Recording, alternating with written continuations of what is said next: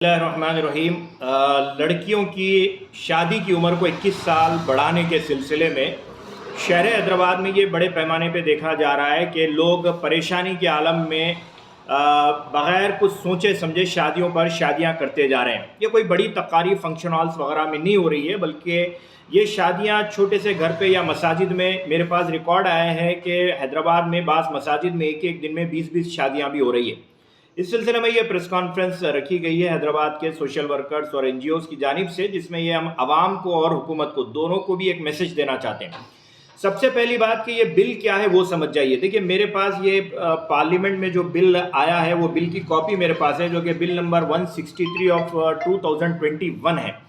इसे prohibition of child marriage amendment bill 2021 कहा गया। ये बिल का ताल्लुक सिर्फ मुसलमानों से नहीं है, और कुछ मीडिया के हलकों में इसे मुसलमानों को प्रोजेक्ट किया जा रहा है। ये बताया जा रहा है कि मुसलमान 15 साल की उम्र में शादी करते हैं, उन्हें उनके ऊपर यह कानून जो है लागू नहीं होगा। ये सब झूठे प्रोपेगेंडे हैं।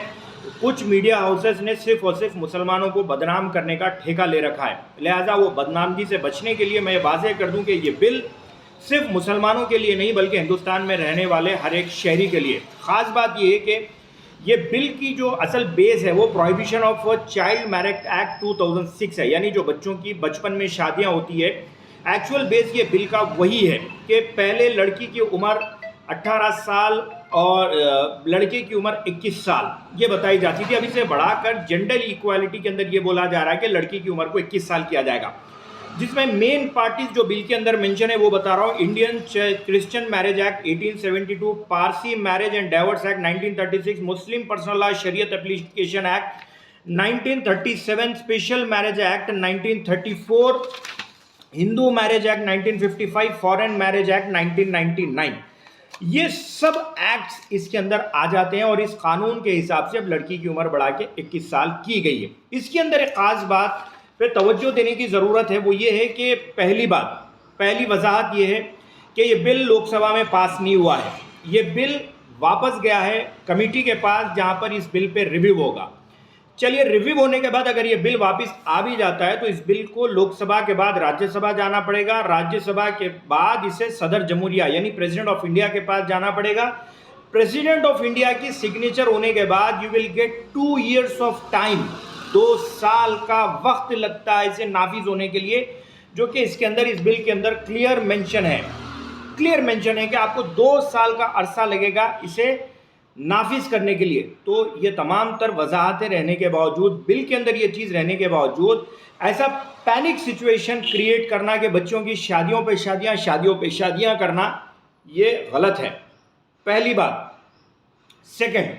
सेकंड बात ये है कि अभी मैंने बता दिया कि कौन सा एक्ट इसके अंदर आता है, तो ये सिर्फ मुसलमानों का नहीं है बल्कि ये तमाम का है। हाँ, एक ख़ास बात ये भी मैं इसके अंदर वजाहत कर दूं कि इस बिल के शेड्यूल के अंदर जो बताया गया है, Christian marriage act, Parsi marriage act, special marriage act, Hindu marriage act, Hindu minority guardianship act, Hindu adoption and maintenance act, foreign marriage act, ये तमाम तर 7 एक्ट का तस्करा करते हुए जो अमेंडमेंट किया जा रहा है, इसमें उम्र का तस्करा है, जबकि मुस्लिम शरीयत एक्ट के अंदर कहीं पे भी उम्र का तस्करा नहीं है।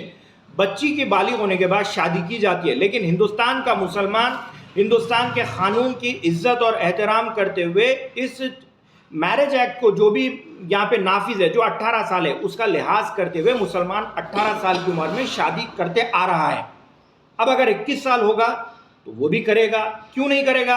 अगर हुकूमत 50 साल कहती है, नरेंद्र मोदी ने शादी की नहीं है, अगर मोदी साहब एक कानून लाते हैं कि मैंने शादी करके बीवी को छोड़ दिया, लिहाजा सब बीवी को छोड़ दें, तो मोदी साहब के भक्त इतने कि सब अपनी अपनी बीवियां भी छोड़ देंगे। तो यहाँ पर सबसे बड़ी जो गलती गवर्नमेंट ने की है वो ये है कि जितने भी मैंने यहाँ पर एक्ट्स और जितने भी मैंने पार्टीज का तस्करा किया है, हुकूमत ने किसी से भी कंसल्ट नहीं किया है। एक मामूली सैंपल सर्वे के ऊपर कानून जो है अमेंडमेंट किया जा रहा है, जिसके अंदर किसी को मालूम ही नहीं है कि ये सर्वे कहाँ पे हुआ, ये सैंपल सर्वे पे। तो लिहाजा पहली बात, परेशान होने की ज़रूरत नहीं है। दूसरी बात, ये कानून सिर्फ मुसलमानों के लिए नहीं है, इसके अंदर सब आते हैं। तीसरी एक अहम बात ये है कि उम्मीद रखें कि पार्लियामेंट में, लोकसभा में आने के बाद कोई कानून मान लिया जाएगा। इसकी एक अच्छी मिसाल ये कि किसानों के लिए कानून बना था, उन लोगों ने एहतजाज किया, हुकूमत को मजबूर होकर किसानों के सिलसिले में कानून को वापस लेना पड़ा, तो कोई ज़रूरी नहीं है कि लोकसभा में आने के बाद ये हो जाएगा या कमेटी के बाद गुजरने के बाद हो जाएगा। ये वापस भी हो सकता है, हुकूमत खामोश भी बैठ सकती है। तो लिहाजा आवाम को हम इस बात का पैगाम देना चाहते हैं कि परेशान ना हो, आराम से अपने वक्त पर शादी करें। आप लोग अपनी बच्चियों को पढ़ा रहे हैं, कर रहे हैं, जो भी कर रहे हैं, अपने हिसाब से आराम से अब आप काम करें, हैबत में ना आए, परेशान ना हो। अब आपके रिकॉर्ड के हिसाब से अब तक